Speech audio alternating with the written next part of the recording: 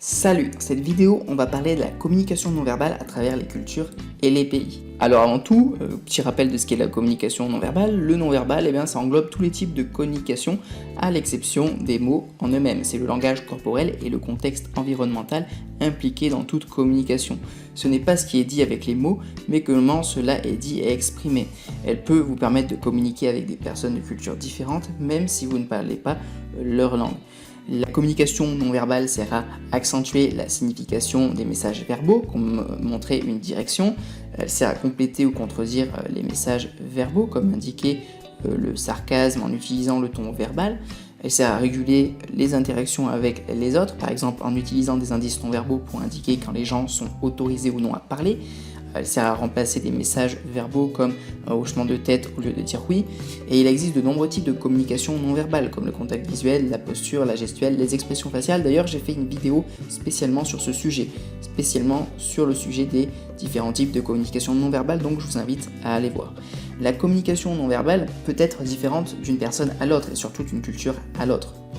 Le contexte culturel définit leur communication non verbale car de nombreuses formes sont des comportements appris. La prochaine fois que vous avez une conversation avec quelqu'un, observez quelle partie du contenu est communiquée sans l'aide du langage parlé, sans les mots.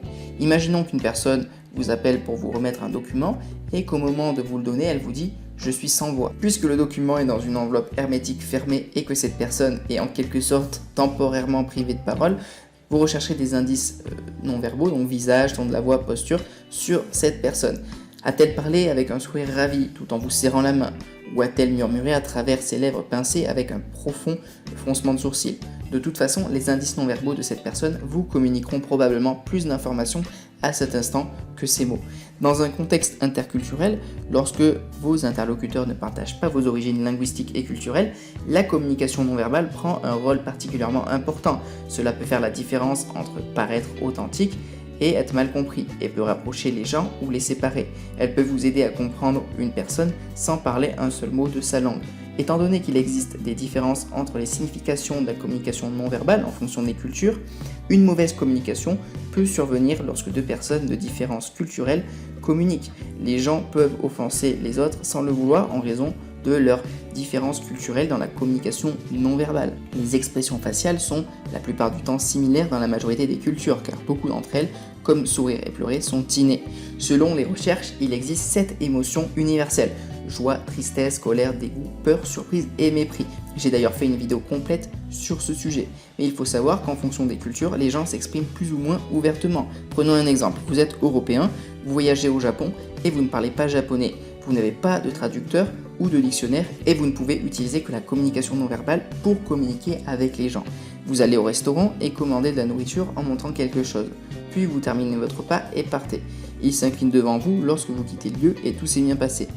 Mais il peut y avoir d'autres cas où cela ne se passe pas très bien à cause de la communication non verbale. Par exemple, maintenir le contact visuel peut être mal vu dans les pays asiatiques.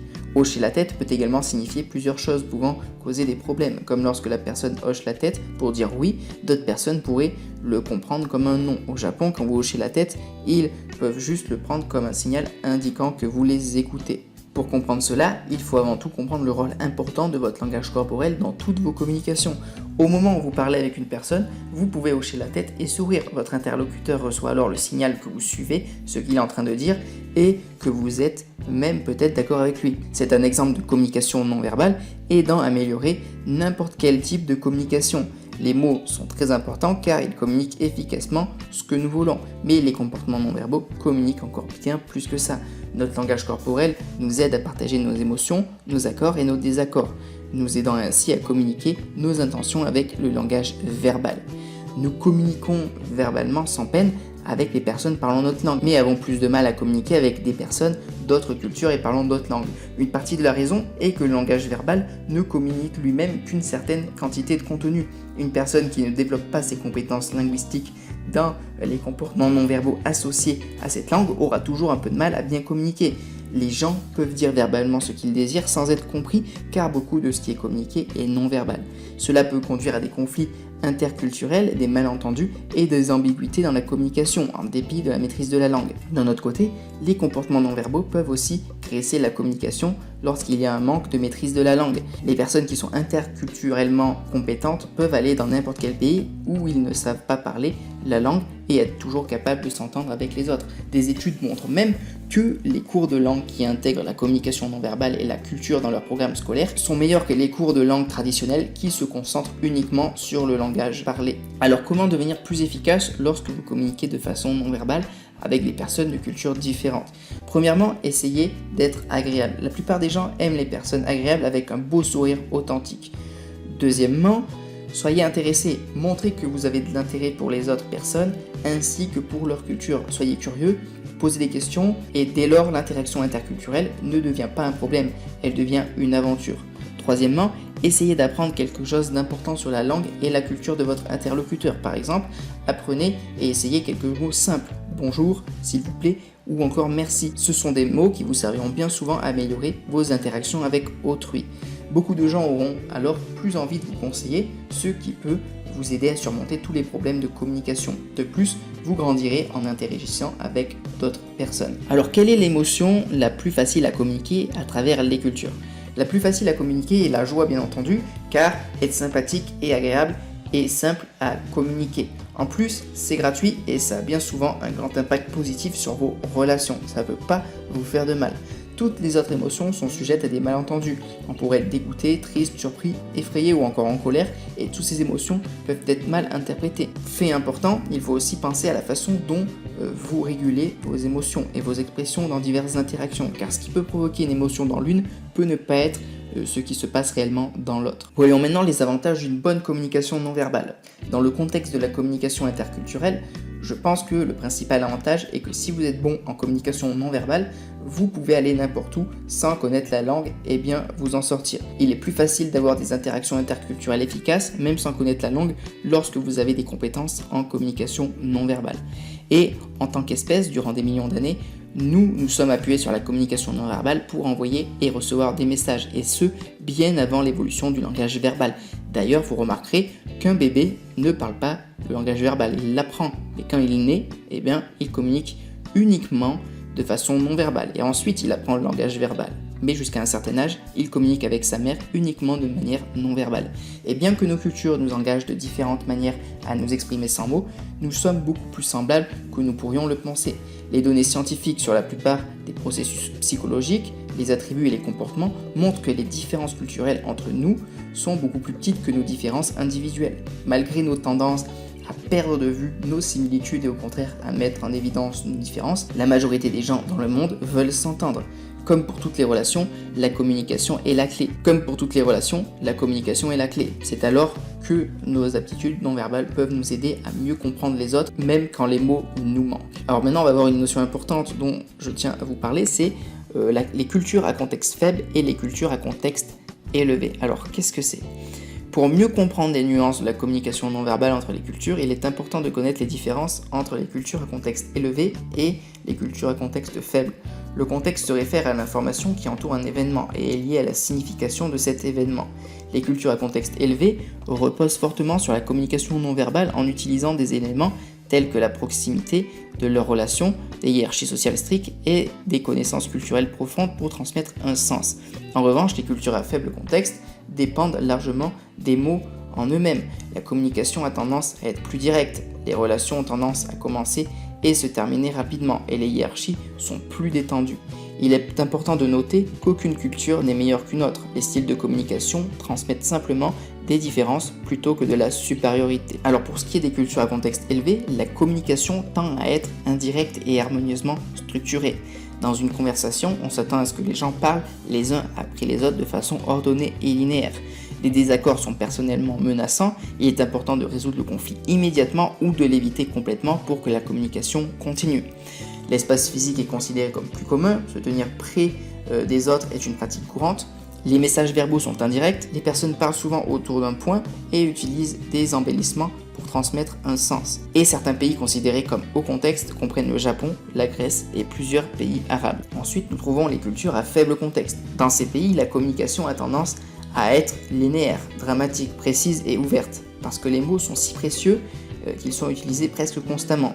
Les désaccords sont dépersonnalisés. Les conflits n'ont pas à être résolus immédiatement pour que la communication continue. Lorsque les solutions sont trouvées, elles ont tendance à être rationnelles. La confidentialité et l'espace personnel sont très appréciés. L'espace physique est considéré comme privé.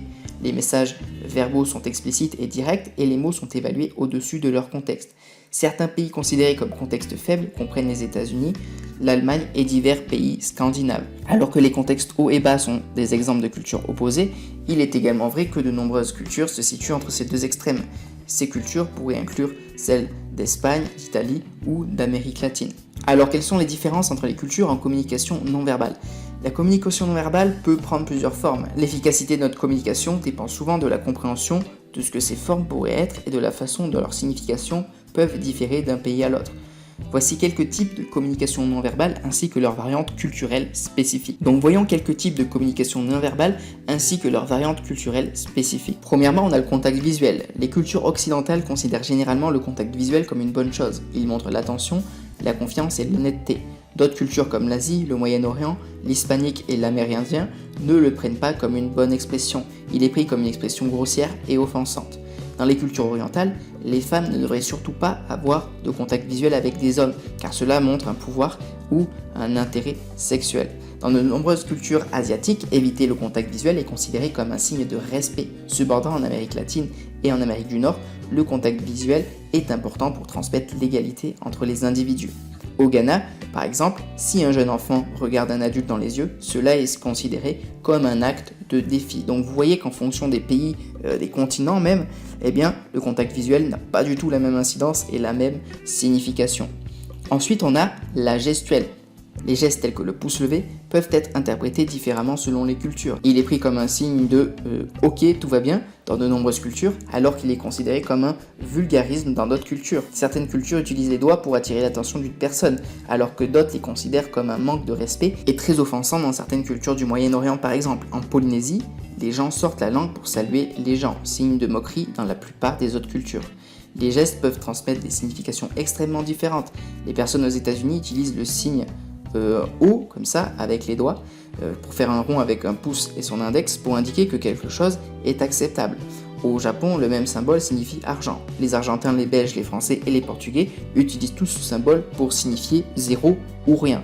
Et d'autres pays d'Europe de l'Est considèrent ce même signe comme une insulte. Ensuite, au niveau du toucher, les contacts physiques sont considérés comme impolis dans la plupart des cultures et serrer la main est considéré comme acceptable dans beaucoup. De même, l'accessibilité des baisers, câlins et de nombreux autres contacts physiques sont différents en fonction des cultures. Les gens en Asie sont plus conservateurs dans ces types de communication non verbale. Tapoter la tête ou l'épaule a également différentes significations selon les cultures. Dans certaines cultures asiatiques, tapoter la tête des enfants est une très mauvaise chose, car la tête est considérée comme sacrée. Dans les pays du Moyen-Orient, le contact entre les gens de sexe opposé est considéré comme mal.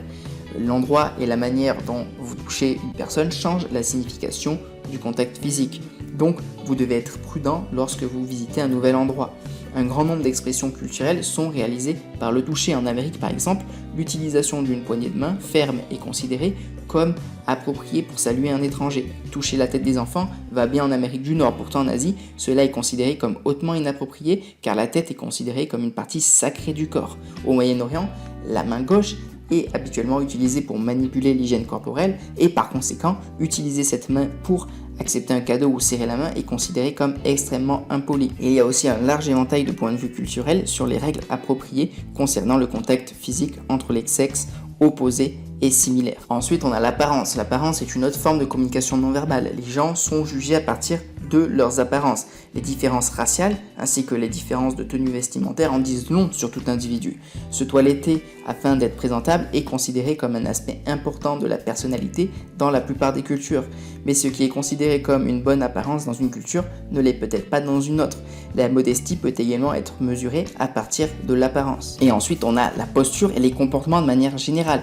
Il est possible de récolter de nombreuses informations grâce au comportement et à la posture corporelle. Cela peut vous permettre de savoir comment est-ce qu'une personne se sent. Si une personne ne vous regarde pas en parlant avec vous, cela peut signifier que la personne est nerveuse ou timide. Cela peut aussi vouloir dire que la personne n'aime pas vous parler. D'autres mouvements du corps, comme venir s'asseoir plus ou moins près d'une personne, peuvent aussi montrer la confiance d'une personne. La posture, comme s'asseoir droit ou affalé, montre également l'état mental de la personne. Avoir les mains dans les poches montre également le manque de respect dans différentes cultures. Par exemple, s'asseoir avec les jambes croisées est considéré comme offensant au Ghana et en Turquie. La posture peut transmettre des structures de pouvoir, des attitudes et des niveaux de civilité. S'affranchir à Taïwan est considéré comme irrespectueux, alors que d'autres parties du monde ne peuvent pas y penser beaucoup d'une façon ou d'une autre. En Amérique, être debout avec les mains sur les hanches peut suggérer le pouvoir ou la fierté, mais en Argentine, cela peut suggérer de la colère ou un défi. Beaucoup de cultures n'aiment pas que l'on voit la semelle de la chaussure car cela est considéré comme sale. Par conséquent, s'asseoir avec le pied reposant sur le genou opposé est fortement déconseillé dans des endroits tels que de nombreux pays arabes.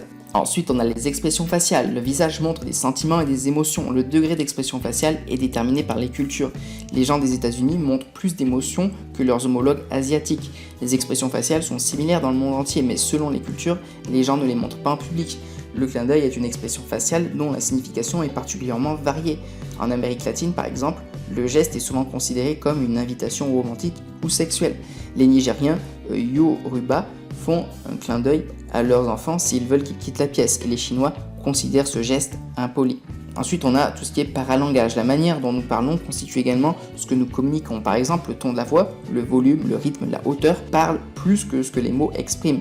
Les caractérisations vocales, comme pleurer, crier, chuchoter, changent la signification du message. En Grande-Bretagne, par exemple, les gens utilisent le volume de leur voix pour transmettre la colère, tandis qu'en Inde, ils l'utilisent pour attirer l'attention.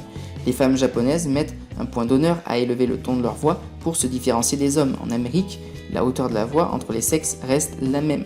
L'usage et l'attitude envers le silence peuvent aussi être considérés comme un type de paralangage. Les Grecs utilisent le silence comme un moyen de refuser des choses, tandis que les Égyptiens l'utilisent pour consentir. Certaines cultures, comme celle d'Asie, sont généralement plus à l'aise avec de longues périodes de silence que d'autres cultures. Et pour terminer, on a l'espace physique. En fonction des cultures, la tolérance sera différente pour ce qui est de la distance physique entre les gens. Dans la culture du Moyen-Orient, les gens aiment se rapprocher des autres pour parler, tandis que dans d'autres, les gens peuvent avoir peur si quelqu'un le fait. Les gens ont un espace personnel spécifique dans lequel ils n'aiment pas que les autres personnes s'introduisent. Et dans certaines cultures, même un contact physique étroit entre des étrangers est acceptable. Les pays densément peuplés ont généralement beaucoup moins besoin d'espace personnel que ceux qui ne le sont pas. Et les Japonais, par exemple, sont moins susceptibles de réagir fortement à un contact accidentel par un étranger que les Américains. Un espace moins personnel est également nécessaire dans les régions telles que l'Amérique latine et dans le contexte des conversations individuelles avec le Moyen-Orient. Comme vous pouvez le voir, il y a beaucoup de différences entre les cultures et même si vous ne parlez pas la langue du pays dans lequel vous êtes, une communication non verbale adaptée à cette culture peut vous aider à vous intégrer plus facilement ainsi qu'à communiquer avec moins de difficultés.